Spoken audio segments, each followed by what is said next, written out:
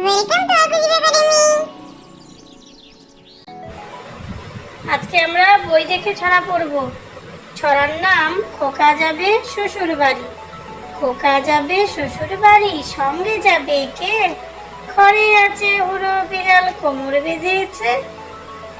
খোকন খোকন করে মায়, খোকন খোকন করে মায়, খোকন গেছে কাঁধের নাই। 7 টাকাকে দাঁড় বাই, খোকন রে তুই ঘরে আয়। আজকে আমরা বই দেখে ছড়া পড়ব।